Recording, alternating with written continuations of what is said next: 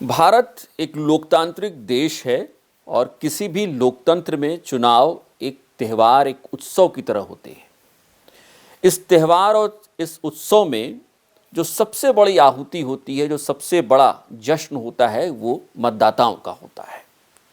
लेकिन क्या हो कि बड़ी संख्या में अगर मतदाताओं के नाम ही वोटर लिस्ट से काट दिए जाएं और उन्हें वोट देने का मौका ही न मिल पाए।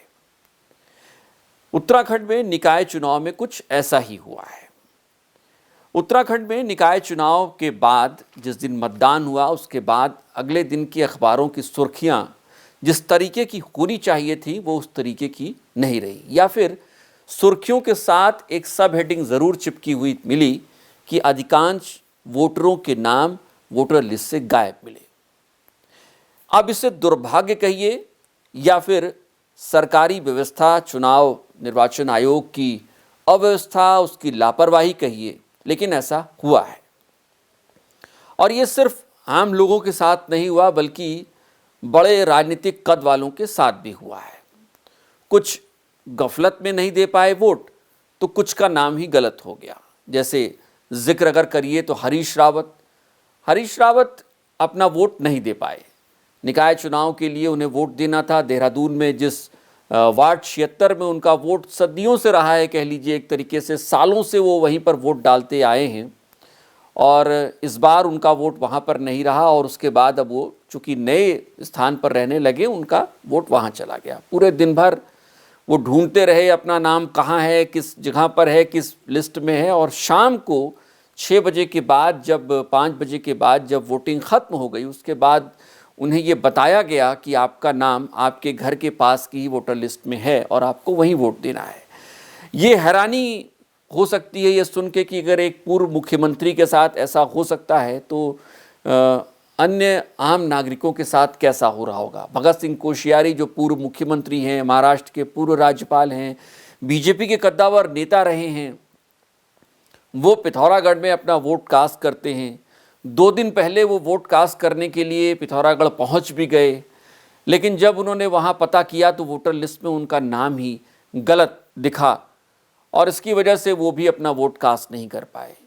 ये कुछ बड़ी नज़ीरें आपको बता रहे हैं, क्योंकि आप ये समझ पाएँ कि उत्तराखंड में निकाय चुनाव में किस तरीके से जो वोटर लिस्ट थे उससे किस तरीके से लोगों के नाम गायब हुए हैं, उसको किस तरीके से एक लापरवाही के साथ वोटर लिस्ट तैयार की गई है। बहुत सारे अखबार हैं, जैसे मैं लेके बैठा हूँ, जब सुबह हम लोग इसको पढ़ रहे थे तो हम लोग भी ये सोच रहे थे, जैसे ये अमर उजाला ने आज जागरण का जो उसका सप्लीमेंट आता उसमें उसने लिखा है कि कई वोट डालने पहुँचे, उनके नाम नहीं थे और जिनके थे वो आए नहीं।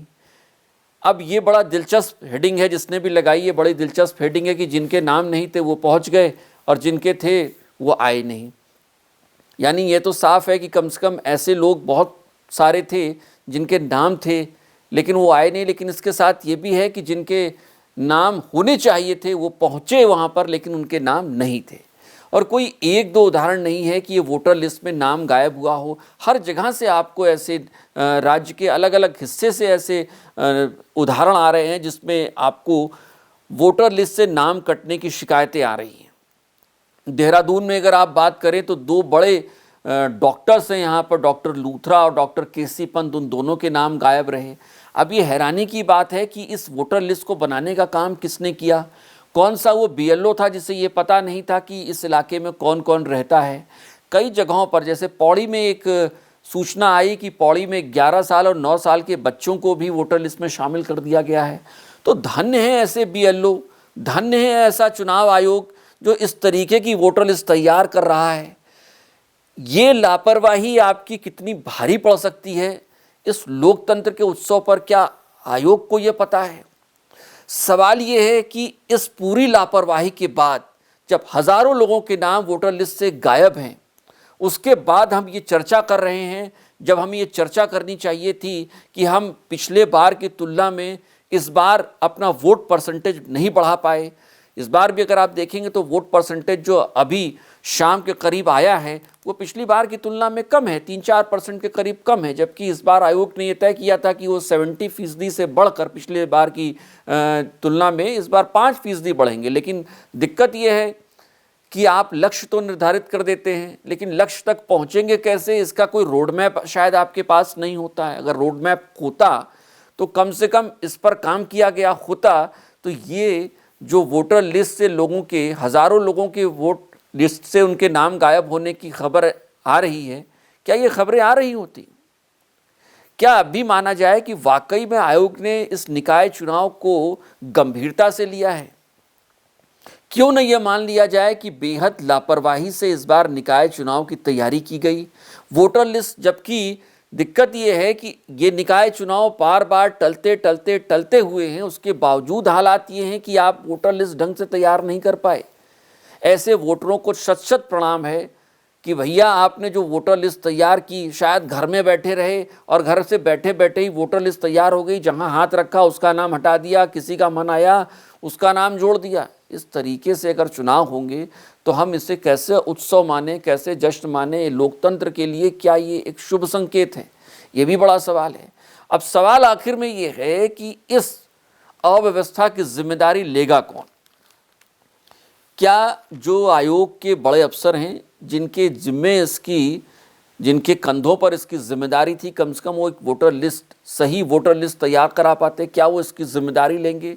क्या कोई ऐसी व्यवस्था बनेगी कि जिन्होंने अपना लापरवाह रवैया अपनाया है उन पर कोई कार्रवाई हो सके? क्या कोई ऐसा रोड मैप बनेगा कि कम से कम आने वाले चुनाव के लिए इस तरीके की खूबसूरत सी वोटर लिस्ट न बन जाए जिसमें से हज़ारों लोगों के नाम गायब हों और लोग वोट डालने पहुंचे, जो लोकसभा में वोट डालते रहे, जो विधानसभा में वोट डालते रहे, और जब निकाय चुनाव के लिए वोट डालने पहुंचे उनका नाम वोटर लिस्ट से गायब मिले? कम से कम प्रभु ऐसा मत करिए। उत्तराखंड में लोकतंत्र को बचाए रखने के लिए, उत्तराखंड में लोकतंत्र को और मजबूत बनाने के लिए कम से कम वोटर लिस्ट को अच्छा बनाइए, कम से कम वोटर लिस्ट को सही बनाइए, ताकि कम से कम ये आरोप न लगे कि फर्जी मतदान हो रहे होंगे या फर्जी बोगस वोट्स पड़ रहे होंगे। क्योंकि ये सवाल भी उठेंगे, अगर जेन्युइन वोट्स नहीं पड़ रहे हैं तो वोट्स कहाँ से आ रहे हैं? ये सवाल भी पूछे जाएंगे। जब हज़ारों लोगों के वोटर लिस्ट से नाम काट दिए जाते हैं, फिर वोट कौन कर रहा है? ये बड़ा सवाल होगा और ये पूछा जाएगा। इसलिए जिम्मेदारों को इसका आगे आकर जवाब देना चाहिए कि आखिर किसकी लापरवाही थी कि वोटर लिस्ट से, निकाय चुनाव की वोटर लिस्ट से इतने लोगों के नाम काट दिए गए। और उन अधिकारियों को जो कमरों में बैठे हैं, एसी कमरों में बैठकर ये तैयारियां देख लेते हैं और रिपोर्ट दे देते हैं और प्रेस रिलीज जारी कर देते हैं कि सारी तैयारियां मुकम्मल हो गई हैं, उनसे भी अनुरोध है कि कम से कम निकलिए बाहर, देखिए, एक आध वार्ड आप भी घूम आइए, देख आइए, कहीं ऐसा ना हो कि अगली बार आप ही का नाम आपके वोटर लिस्ट से गायब हो जाए। तो ऐसे धन्य अफसरों से भी निवेदन है, अनुरोध है कि कम से कम निकलिए, देखिए ग्राउंड पर क्या हो रहा है, बीएलओ जा रहा है कि नहीं जा रहा है, कि कहीं वो किसी पार्षद के घर में ही बैठकर कुछ खा पीकर वोटर लिस्ट को अपडेट कर रहा है। तो ऐसी स्थिति न बने, निकलिए और निकल कर देखिए कि किस तरीके से वोटर लिस्ट तैयार हो रही है और जो जेन्युइन वोटर हैं उनके नाम कम से कम उस वोटर लिस्ट में शामिल हो। वरना इस तरीके की ही हेडलाइंस बनती रहेंगी और आप ऐसी हेडलाइंस को पढ़ते रहेंगे।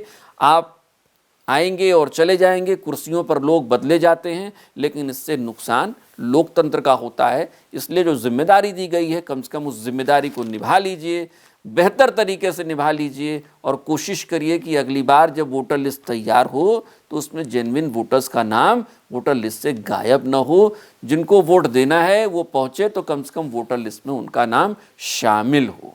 यही अनुरोध है। वैसे जो जनता देख रही है, क्या आपके साथ भी ऐसा हुआ है कि वोटर लिस्ट से आपका नाम गायब तो नहीं है? क्या आसपास के लोगों का नाम, जो आपके जानने वाले हैं, उनका नाम तो गायब नहीं है?